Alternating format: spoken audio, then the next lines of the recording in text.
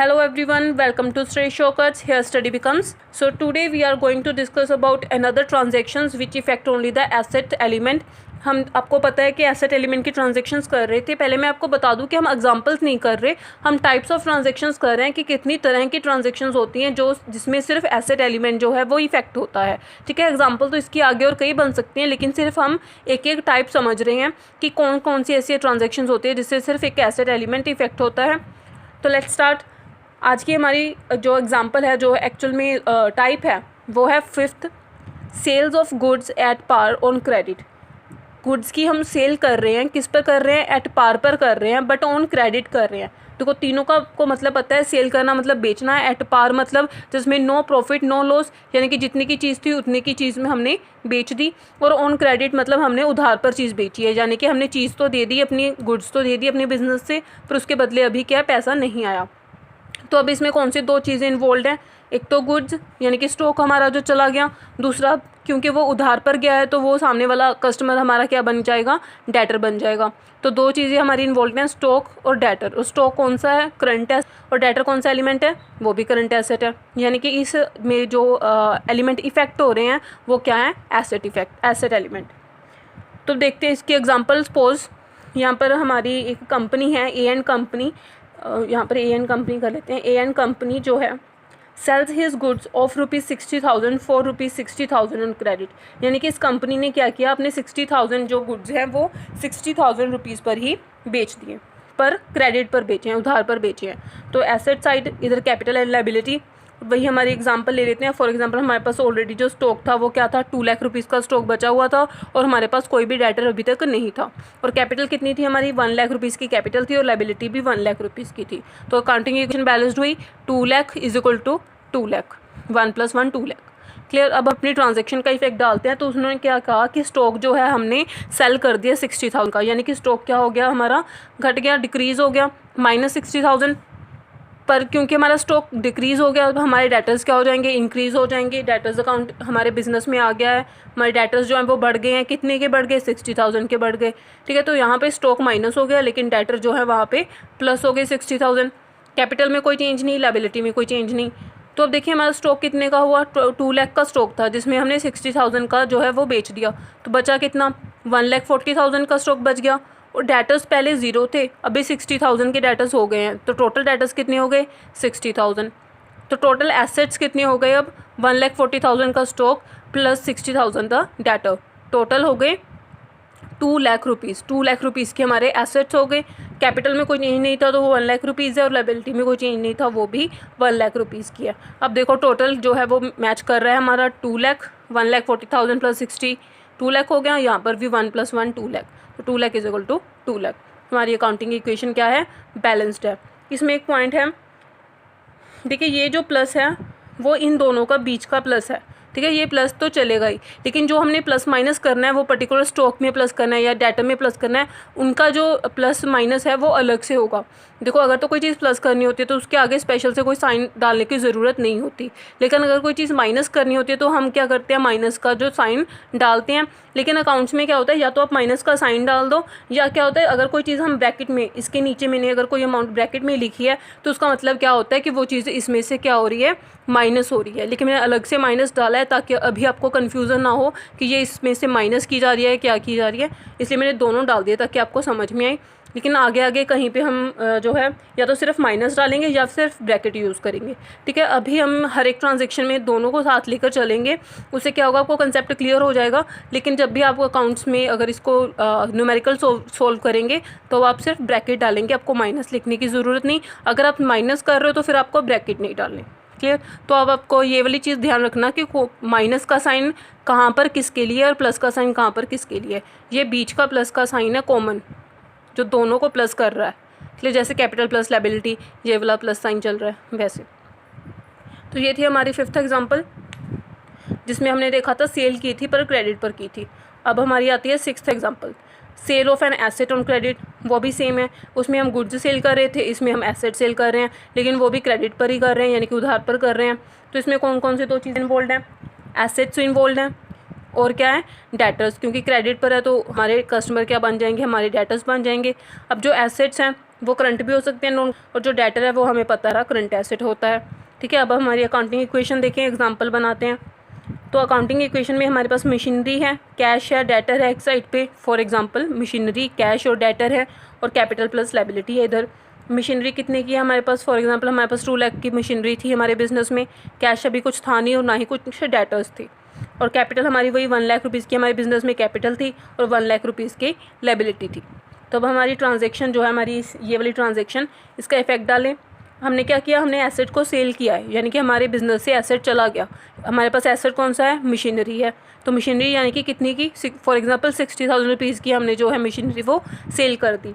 तो 60,000 रुपीज़ की मशीनरी इसमें से माइनस हो जाएगी, क्योंकि मशीनरी हमारे बिजनेस में से चली गई है, पर क्रेडिट पर गई है, तो पैसा तो कुछ आया नहीं, कैश फिर ज़ीरो। लेकिन डेटर इंक्रीज़ हो गए 60,000 से, हमारे डेटर्स इंक्रीज़ हो गए। ठीक है, यहाँ पे घट गई मशीनरी लेकिन डेटर्स इंक्रीज़ हो गए। तो 2 लाख में से 60,000 हम माइनस करें तो कितनी की मशीनरी रह गई? 1,40,000। वहीं हमारे डेटर्स कितने के हो गए? 60,000 के। टोटल हो गया वही 2 लाख रुपीज़। कैपिटल लायबिलिटी में कोई इफेक्ट नहीं है, तो वो 1 लाख प्लस 1 लाख ही है, तो 2 lakh is equal to 2 lakh. तो ये था sale of an asset on credit. इसको अकाउंटिंग इक्वेशन में कैसे दिखाना है? अगर एसेट को सेल कर रहे हो तो एसेट से में से उतनी अमाउंट माइनस कर दो। अगर क्रेडिट पर सेल कर रहे हैं तो हमारे उतने ही अमाउंट से डेटर जो हैं इंक्रीज़ हो जाएंगे, और सिर्फ एसेट एलिमेंट जो है वो इफेक्ट होगा। लेकिन अकाउंटिंग इक्वेशन एट लास्ट फिर वही बैलेंस है, 2 lakh is equal to 2 lakh.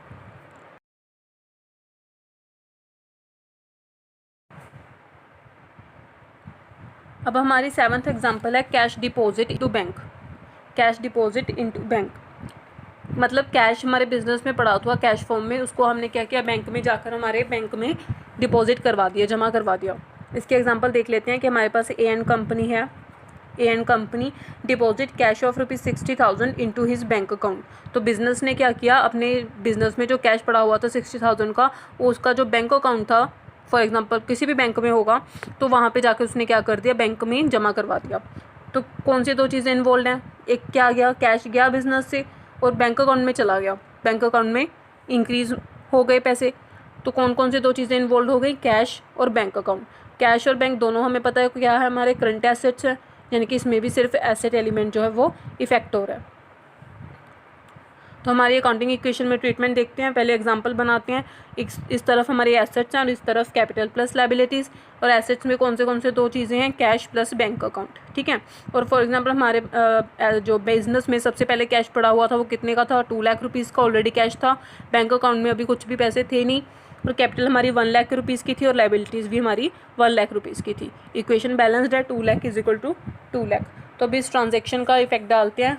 हमने क्या किया, फॉर एग्जांपल 60,000 रुपीज़ जो हैं वो हमारे बिजनेस से कैश उठाकर हमने बैंक अकाउंट में जाकर जमा करा दिए, डिपॉजिट करवा दिए। तो यानी कि बिजनेस से कैश चला गया, कैश जो है वो कम हो गया। 2 लाख से 60,000 माइनस कर दिया, 1,40,000 का कैश रह गया बिजनेस में। और बैंक अकाउंट में जो पहले ज़ीरो था, अब उसमें पैसे बढ़ गए हैं, इंक्रीज़ हो गए हैं। कितने से इंक्रीज़ हो गए? 60,000 से। तो बैंक अकाउंट जो पहले ज़ीरो था अब कितने का हो गया? 60,000 का। लेकिन कैश रिड्यूस होकर कितने का हो गया? 1,40,000 का। लेकिन ओवरऑल एसेट्स कितने के रहे? 1,40,000 प्लस 60,000, यानी कि ओवरऑल जो हमारे एसेट्स हैं वो अभी भी 2 लाख रुपीज़ के ही हैं। क्योंकि मैंने पहले भी बोला था जो इफेक्ट है वो एक इंक्रीज़ होगा सेम अमाउंट से, एक डिक्रीज़ होगा सेम टाइप ऑफ एलिमेंट वाली ट्रांजेक्शन्स में। तो जब एक इंक्रीज़ हो रहा है, एक इफेक्ट जो है वो, तो एक जब चीज़ इंक्रीज़ होती है, एक चीज़ डिक्रीज़ होती है, तो ओवरऑल इफेक्ट क्या होता है, वो नलीफाई हो जाता है। और इफेक्ट ओवरऑल जो पहले 2 लाख से स्टार्ट हुआ था एसेट्स, तो अभी भी 2 लाख रुपीज़ के ही रहेंगे। इधर कैपिटल जो है 1 lakh plus 1 lakh liability, total फिर वही 2 लाख रुपीज़। तो 2 lakh is equal to 2 lakh जो है अभी भी अकाउंटिंग इक्वेशन बैलेंस्ड है। तो ये थी हमारी 7th एग्जांपल, जिसमें हमने क्या देखा कि अगर कैश डिपॉजिट कराया जाए बैंक में तब भी सिर्फ एसेट एलिमेंट जो है वो इफेक्ट होता है।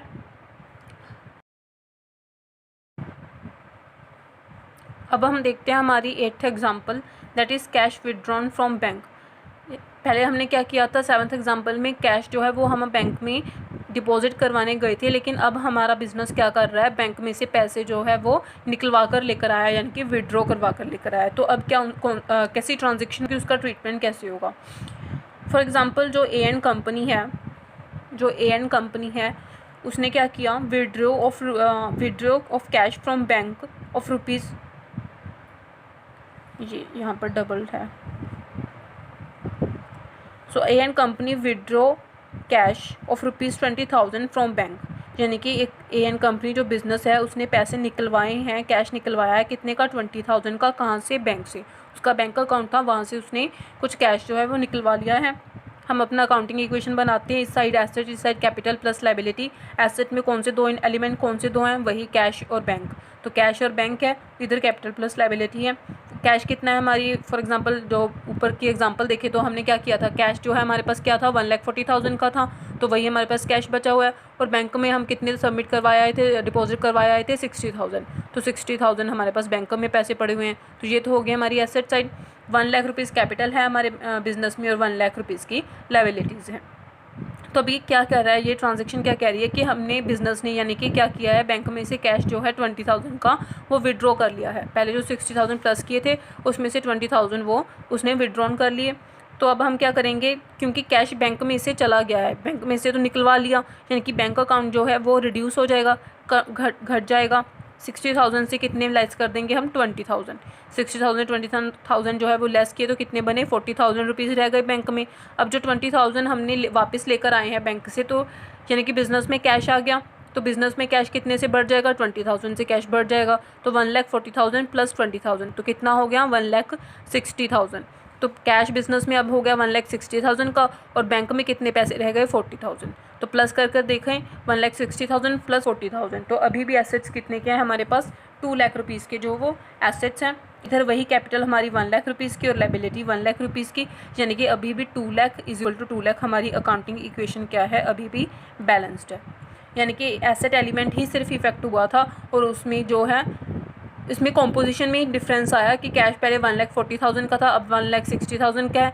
बैंक में पहले 60,000 रुपीज़ थे, अब 40,000 रुपीज़ हैं। लेकिन ओवरऑल एसेट जो है पहले भी 2,00,000 रुपीज़ के थे, अभी भी 2,00,000 रुपीज़ के हैं, और हमारी अकाउंटिंग इक्वेशन क्या है, वो बैलेंस्ड है। तो ये था हमारी 8th एग्जाम्पल, जिसमें सिर्फ एसेट्स एलिमेंट्स ही इन्वॉल्व थे।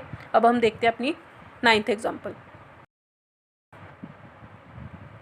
चलिए अब हम देखते हैं अपनी 9th एग्जाम्पल क्या कह रही है, cash paid for expense of next year. हाँ जी, ये जो 9th एग्जाम्पल है वो क्या कह रही है, कैश पेड, यानी कि हमारे बिजनेस ने कुछ कैश पे किया है फॉर एक्सपेंसेस, उसके कुछ खर्चे थे उसके लिए उसने कैश पे कर दिया, एक्सपेंसेस पे कर दिए, ऑफ नेक्स्ट ईयर, अगले साल के। That is very important verb, of next year.